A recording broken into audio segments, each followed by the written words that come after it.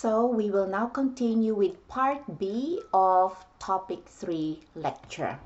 Here we will discuss learning objective 2. The first part of this learning objective is to prepare or learn to prepare the general fund closing journal entries. Now, just like in your financial accounting, it is customary to prepare a pre-closing trial balance before closing entries are prepared. Also, just like in your financial accounting, we don't close the asset, liabilities, and equity accounts. We will, however, close the operating accounts as well as the budgetary accounts in the fund level. So, budgetary accounts are closed by simply reversing the original budgetary entry or entries made at the beginning of the fiscal year, and it's adjusted for any amended budget entries made during the year. In your textbook, the Town of Brighton's General Fund pre-closing trial balance is shown. The closing entries for the budgetary accounts, that is the estimated revenues, the appropriations, as well as the budgetary fund balance, will be closed first, and then later the revenues and the expenditures will be closed next. So as you can see here in these closing entries, entries 25A will close the budgetary accounts, and so we can see here that the estimated revenues has a debit balance. So to close it, it needs to be what? It needs to be credited. The appropriations have a credit balance, so to close it, it needs to be debited. And also the budgetary fund balance has a credit balance, so to close it, it needs to be debited. So as you can see here in the general fund, we will be debiting appropriations for $3,910,000, and budgetary fund balance will be debited for $191,000, and estimated revenues will be credited for the full amount of $4,101,000. So we have closed estimated revenues, we've closed appropriations, and also budgetary fund balance. We now have to close the revenue and expenditures balances. Right. So what do we need to debit first? Well, revenues have a credit balance of $4,073,000, so we'll debit that first. And what do we credit? We will be crediting the expenditures account. So we have expenditures in 2020 as a balance of $3,830,000, so we will close that by crediting it. The expenditures for 2019 has a $127,000, so again we'll close that by crediting expenditures 2019. The difference between the total revenues and the expenditures will then be closed to the fund balance unassigned. So if you deduct from $4,073,102, you deduct the $3,830,760 and the $127,000, you will get the $115,342, and that is the amount you will close to fund balance unassigned in the credit. All right. So once we have done the closing entries, we expect that the budgetary and operating accounts have been closed. Now, at the end of the period, the fiscal period, there might be a need to reclassify some of the fund balance accounts because, as allowed by GASB standards, the government can establish a policy to spend its constrained resources first before spending the unconstrained resources. So, as a result, restricted first will be spent, then the committed, and then as the assigned resources may be spent first in that order. So under this policy, constrained resources are generally consumed before the end of the year, leaving only a few amounts that require reclassification of fund balances at year end. Amounts may need to be transferred between unassigned fund balance and restricted, committed, or assigned fund balances. So let's have a look at this example. So the town, Brighton Town, has determined that only two constrained revenues remain unspent at the end of the fiscal year 2020. So what are these two amounts? 17,500 of the sales taxes committed for constructing a hiking trail. So that's something like recreational, all right? And $23,700 of the general fund resources that the town manager has assigned for acquisition as well as installation of downtown security cameras. So that has to do with safety, public safety. So journal entry 26 will show the required reclassification of these fund balances. So in the general fund, we will be debiting fund balance unassigned for the full amount, the total of 17,500 and 23,700. So that is 41,200. And we'll credit fund balance committed. Remember, the 17,500 was committed from sales taxes. So we'll credit fund balance committed, culture and recreation, because that has to do with the hiking trail construction, 17,500, and the other amount will be credited to fund balance assigned, because this is an assigned amount for the security cameras, and that has to do with public safety. So we will be crediting fund balance assigned public safety 23,700. All right, so that is the reclassification. Let's now go to the second part of learning objective 2, and that is the preparation of year-end general fund financial statements. In governmental fund financial statements, the general fund, as we have discussed in earlier lectures, is always considered a major fund, and so it is presented in a separate column.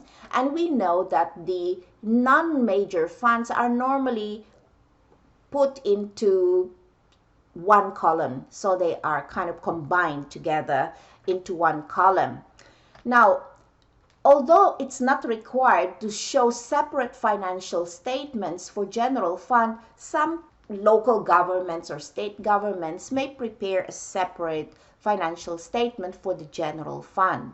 Now, these would include a balance sheet, a statement of revenues, expenditures, and changes in fund balances, and a budgetary comparison statement or schedule of revenues, expenditures, and changes in fund balances. Now, here is an example of a general fund balance sheet for the town of Brighton. You will remember that the traditional balance sheet format is used, whereby your total assets will be equal to the total liabilities, deferred inflows, resources, and fund balance. And as you can see here, total assets is equal to total liabilities and fund balances. So it's not necessarily required, but many governments will be preparing a general fund financial statement. Okay. Also, other funds financial statements, as mentioned earlier, is this statement of revenues, expenditures, and changes in fund balances. So what it is simply showing the revenues at different classifications and then total revenues. So it's like in the same format as what we know the income statement looks like. Then we deduct the expenditures, and you've got the total expenditures there, and you will get the excess of revenues over expenditures. If your revenues are higher than your expenditures, then you will have a positive balance here, like shown in the town of Brighton. And then we will be adding the fund balance at the beginning, which is 122,000 as given here, and you've got the fund balance at the end, 31st December 2020, for that amount, 237,340. If there are other financing uses or sources, like interfund transfers in and out, it will be shown as well in this section. All right, we'll talk about interfund transfers later.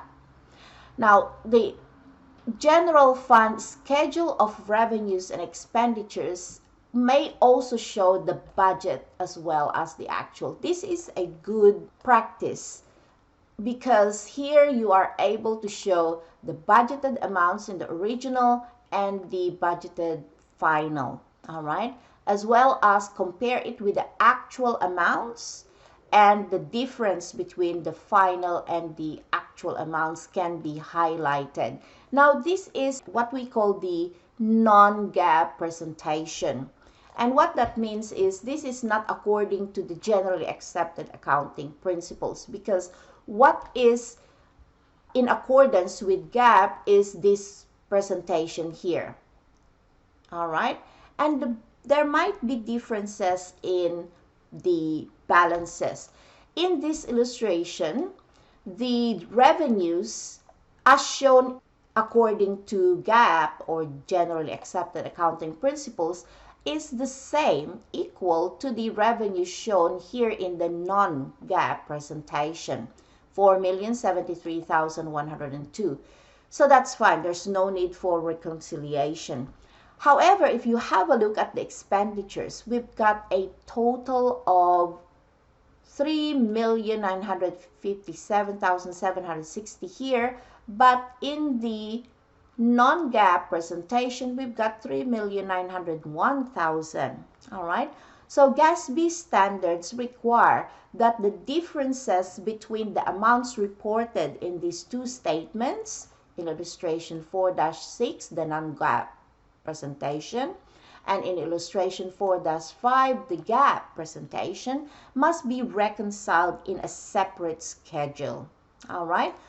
And this will be shown in the notes to the RSI, the required supplementary information. So the reconciliation will look like this. The expenditures for 2020 in the budgetary basis, as shown here, is 3,901,000. So that's where we get that figure. All right. Then we deduct the encumbrances outstanding as of December 31, 2020. 70,240. Where do we get this figure from? If you actually go back, and I'll just go back to this is your pre-closing trial balance as shown earlier. You will see that the encumbrances outstanding 2020 here is 70,240. Now notice we don't close encumbrances, all right? So that 70,240 has to be shown in this reconciliation. That's where we get that figure, 70,240. Then the expenditures 2019 was shown in this non-GAAP presentation as part of each of these expenditures. All right, so it's already incorporated here, but in the GAAP presentation, it is actually shown as a separate amount, 127,000. So that's one of the reasons why the non-GAAP presentation shows a different amount. So we'll have to incorporate that as well. All right. So when you have deducted the encumbrances outstanding and added the 2019 expenditures of 127,000, then you will get the figure 3,957,760, which was the one shown according to the GAAP presentation of your statement of revenues, expenditures, and changes in fund balances. Okay, so that is it for the general fund financial statements and the reconciliations. Let's move on to learning objective 3.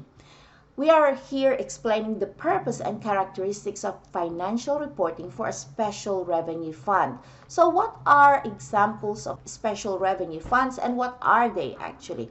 So special revenue funds are needed when a significant revenue source is restricted or committed for a specific operating purpose, other than those that are served by proprietary or fiduciary funds. The proprietary funds is what we will discuss in the next lecture. Now, examples of special revenue funds are street funds or library operating funds or trust fund. Street funds are largely financed by a local government share of the motor fuel tax levied by the state to be used only for maintenance and construction of streets, roads, as well as bridges. Library operating fund, on the other hand, is created to account for a special tax levy to support the operations of a library. And trust fund is a fund in which both the investment principal and the investment earnings are available to support a government program or the citizenry. So an example of this would be an unexpendable gift or donation that may be used only for a specific purpose. For example, the purchase of paintings or work of arts for the public buildings. So that is kept in a trust fund. Now, how do we account for operating grants? Grants from other governments are often restricted for specific operating purposes. So some grants might provide payment on a reimbursement basis. So what does this mean? The government will have to spend, for example, on paintings first, then they can be reimbursed. So this is an example of an eligibility requirement.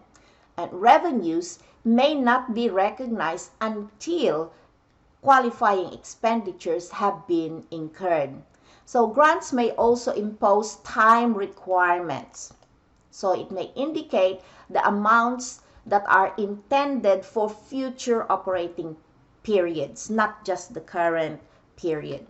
All right, so let's assume that a local government has been awarded a state grant to finance a fine arts program, but the state will provide reimbursements only after the grantee, that means the recipient, has made expenditures relating to the fine arts program.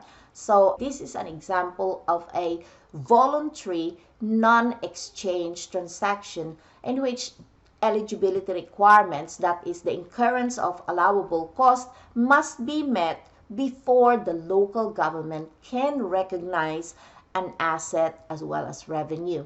So, assuming that the grantee government, the receiving government, has incurred qualifying expenditures or expenses at the government-wide level, the required entries in both the special revenue fund as well as the governmental activities journals would be the same. All right, that is debiting expenditures or expenses, 50,000, and crediting either vouchers payable if they haven't paid cash, and if they have cash, then credit cash, 50,000. The corresponding entry to this is to debit grants receivable for 50,000 and credit revenues for 50,000. So if they haven't received the cash, they will be debiting grants receivable. If they've already received the cash, then they'll debit cash and credit revenues for 50,000. Special Revenue Fund Financial Accounting. All right, here for financial reporting, it is essentially the same for accounting in Special Revenue Fund as well as General Fund that we have shown earlier on. In addition to amounts for the General Fund, the amounts for major special revenue funds would be included in the balance sheet and the statement of revenues, expenditures, and changes in fund balances prepared for the governmental funds. A budgetary comparison statement or schedule is also provided for each of the major special revenue fund for which a budget is legally adopted. Now, as we mentioned earlier on, whenever we have general fund, it's already considered a major fund. Now, some special revenue funds will be considered a major fund if they satisfy, remember in topic 1, we discussed the 2 criteria that needs to be met, the 10% and the 5% criteria, right? So those special revenue funds that do not meet the 2 criteria will be considered non-major funds. So it's not a requirement to show the balances of each non-major fund in a combining statement of revenues, expenditures, and changes in fund balance. But some governments might choose to show the governmental non-major fund balances separately as shown here. All right, so here we have several special revenue funds: storm water drainage, road use, community development, housing, main street, events, facilities, transit, operations, and that's all under special revenue funds. What you'll notice is that all these are non-major funds, but this government, the city of Sioux City in Iowa, wanted to show the different sources of revenues for each of these non-major funds, the expenditures in the current period, and other financing sources and uses. So it's a good idea to have these as well, even though they are non-major funds. The permanent fund is the cemetery trust as shown here. It might not be a major fund as well, but government can still show it in a separate column because it's good accounting practice to do so. And then you've got the total governmental non-major funds. Let's move on to learning objective 4. Here we are going to account for interfund and intra as well as inter activity transactions. So we'll need to understand what are the differences between interfund, inter-activity, and intra-activity transactions. Let's have a look first at the interfund loans. So interfund loans, it says here, may be either current or non-current. So whenever we say current in financial accounting, it means it's within a fiscal period, 1 year. But anything beyond 1 year is already considered non-current. So interfund loans can be short-term liabilities or loans or long-term liabilities. There is no journal entries required at the government-wide level if the loan is between 2 governmental funds or if the interfund loan is between 2 enterprise funds. Now, to illustrate, let's assume that the general fund makes a long-term loan in the amount of 100,000 to the central stores fund, which is an internal service fund. The journal entry at general fund. So notice there is no need to make an entry at the government-wide level because this is between 2 governmental funds. So at the general fund level, we will be debiting interfund loans receivable, non-current 100,000, and credit cash 100,000. In the internal service fund, there will be a debit because they will receive cash for 100,000 and credit interfund loans payable, non-current, for 100,000. Now, because the non-current interfund loan receivable represents assets that are not spendable for the current year's appropriation. Why is that? Because it's a long-term loan. All right, so it's non-spendable for the current year's appropriation in the general fund. So, because of that, an amount of the fund balance unassigned account equal to that non-current loan balance should be reclassified as non-spendable. So, to show that, the following entry will be made in the general fund account. Will debit fund balance unassigned 100,000 and will credit fund balance non-spendable, non-current loans receivable for 100,000. All right, so that is how you account for interfund loans between two governmental funds and between two enterprise funds. Let's move on to interfund transfers. Interfund transfers are non-reciprocal transactions and they may be periodic or one-time only. So for example, resources may be transferred from the general fund to subsidize the operations of an activity, such as the library or a public transportation system. So a common interfund transfer involves the general fund providing resources to for example, a debt service fund. Now, remember that a debt service fund is created when the government has a long-term loan, for example, for which they will be making repayments for the interest as well as the principal.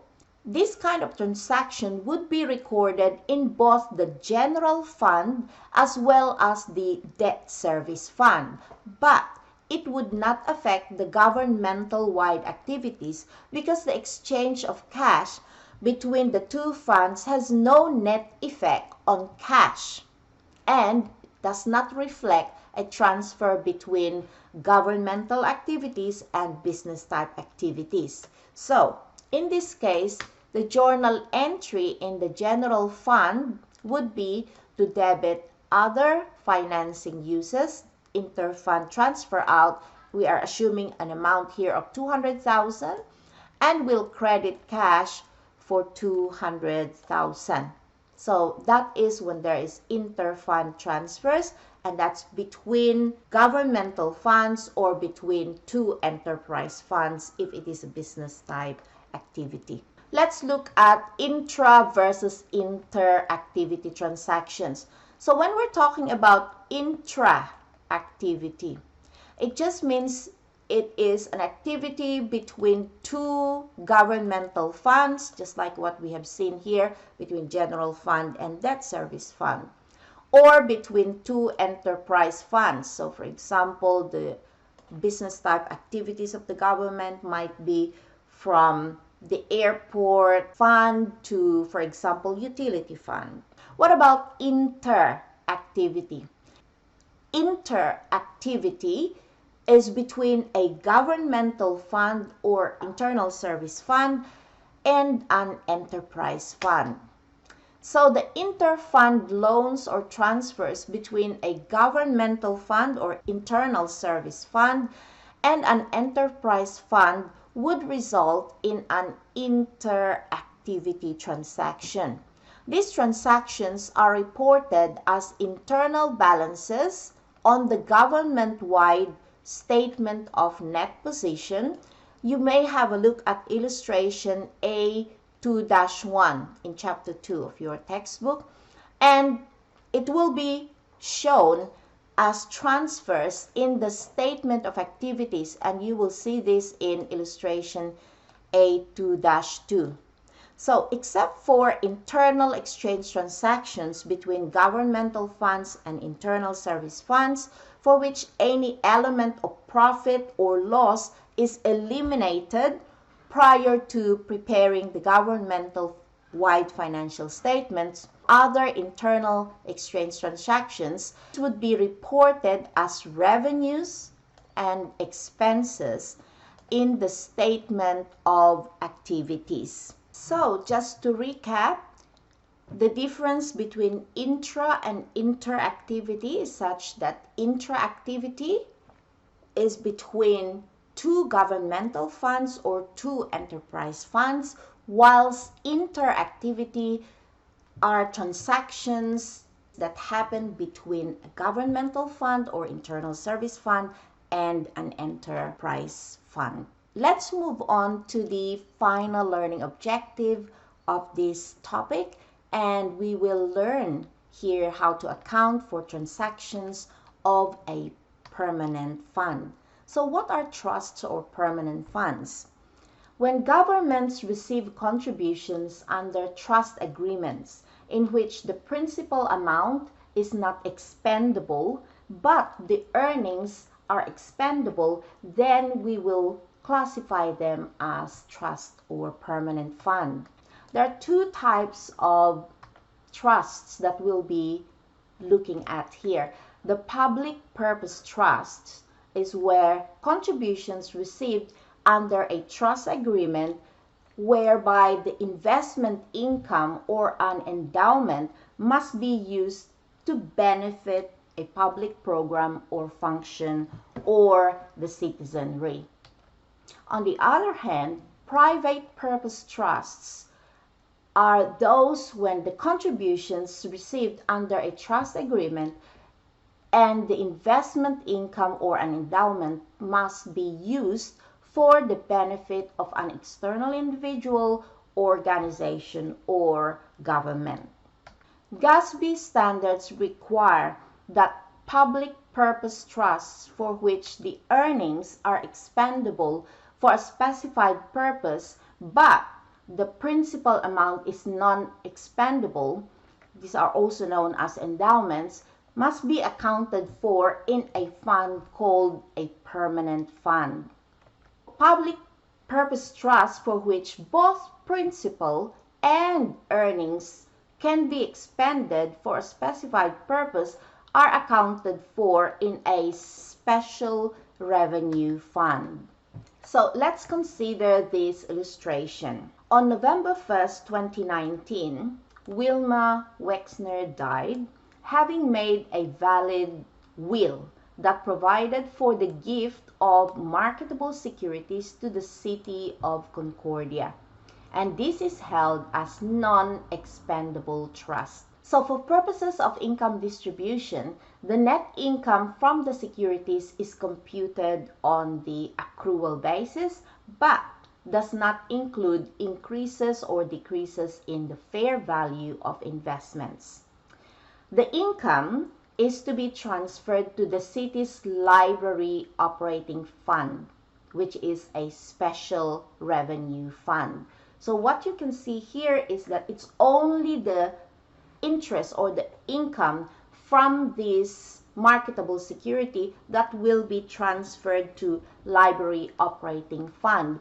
The non-expendable trust will be held as a permanent fund.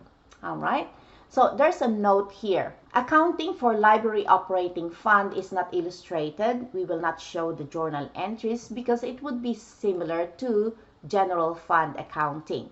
Also, for the sake of brevity, the corresponding entries in the general journal for governmental activities at government-wide level will be omitted because again, it's similar to what we have illustrated in the previous examples. So, the gift was accepted by the City of Concordia, which established the Library Endowment Fund, which is a permanent fund, and it will account for the operation also of the trust.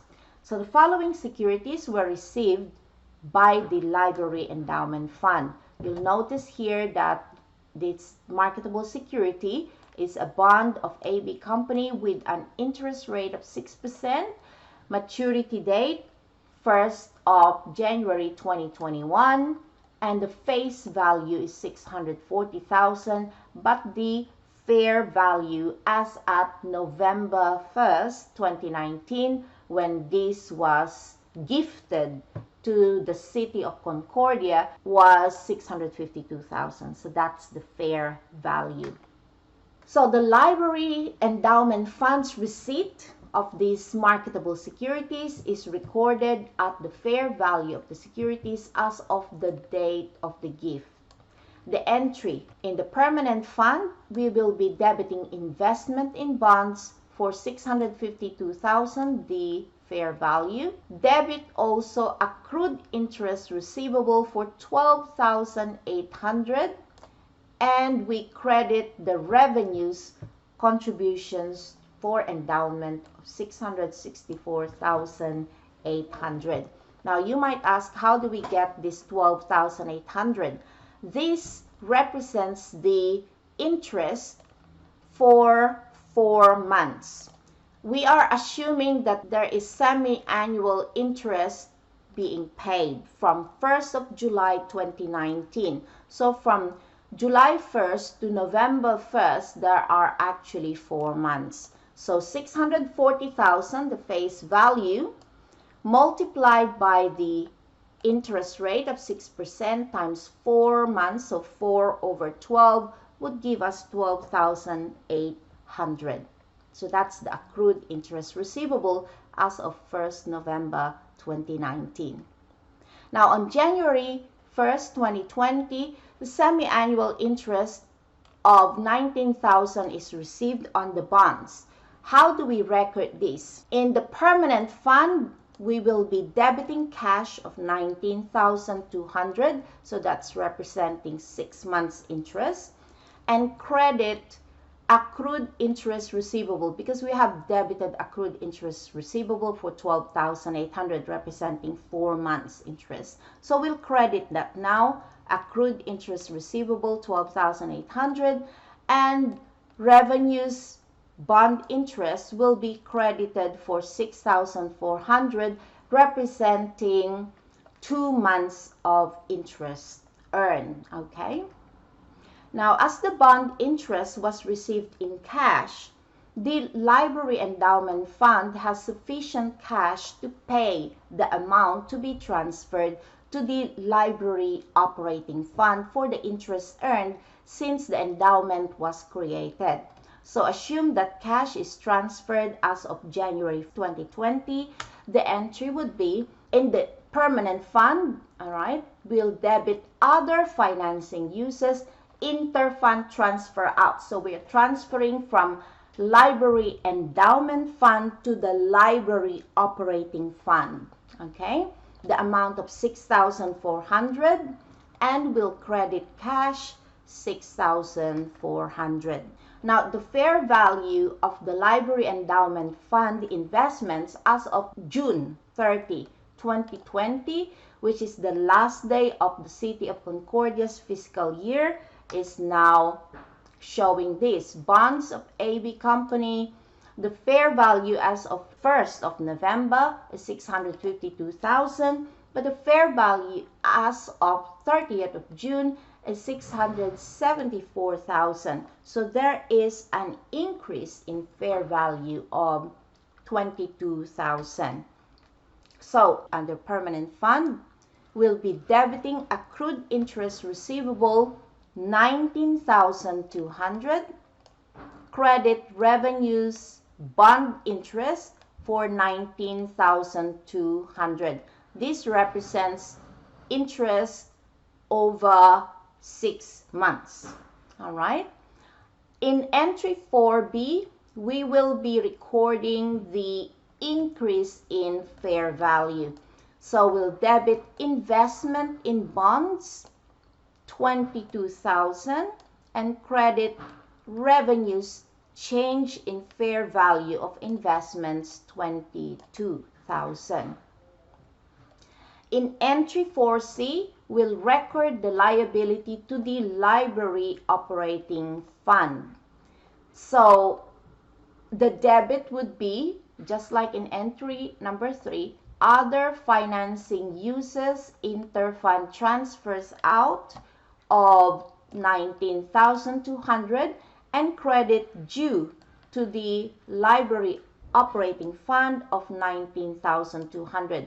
If we pay already by cash or transferred from permanent fund cash of 19,200, then that would be a credit to cash of 19,200.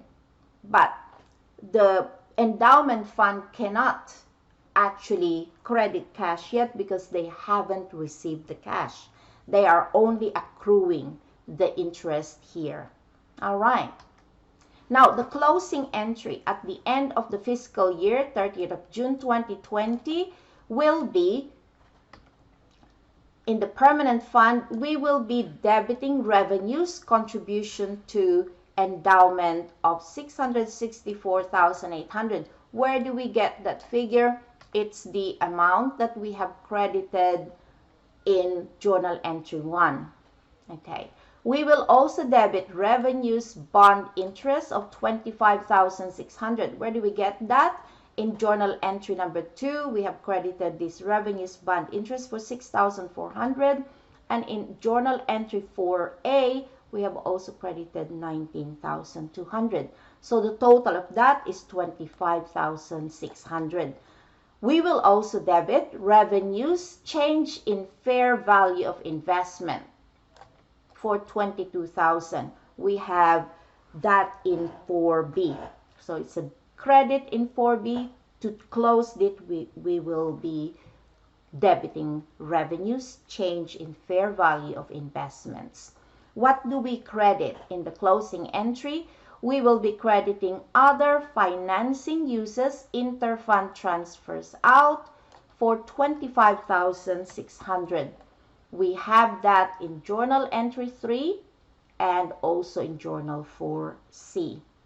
And credit fund balance, non-spendable principal of permanent fund, 686,800. So this is your fund balance in the permanent fund, and this represents all the changes. So this is actually your original amount, 664,800, plus the change in fair value of 22,000. So when you add those two figures, you will get 686,800. And that is the end of topic 3. I know that it is a pretty tedious lecture because we have really gone through the entire cycle.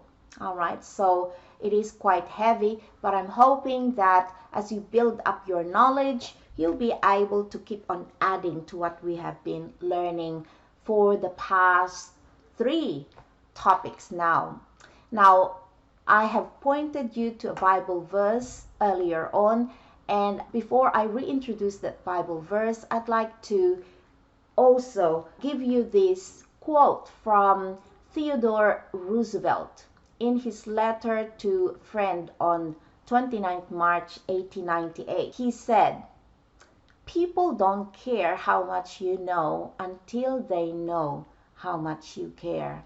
And I find this really true a lot of times. And this is really similar to what the Apostle Paul was writing to the Corinthians in 1 Corinthians 13 verse 2. So it's saying here that, "And though I have the gift of prophecy and understand all mysteries and all knowledge, and though I have all faith so that I could remove mountains, but have not love, I am nothing." I'm hoping that whilst we increase our knowledge in accounting for not-for-profit entities, we will also learn to share more and more of ourselves to others out of love, not out of the sense of being just recognized or being famous or to make profit or to make money, but really to share our knowledge, share our God-given talents to others, because inasmuch as God loved us so much, we can also share the love and the blessings that we're receiving from God to others. As usual, I would say if there is anything that I could do to help you understand more the topics that we are covering, and if I could be of any help, please let me know. All right, I'm just an email away. All right, I will see you in our tutorial discussions this week. Bye for now.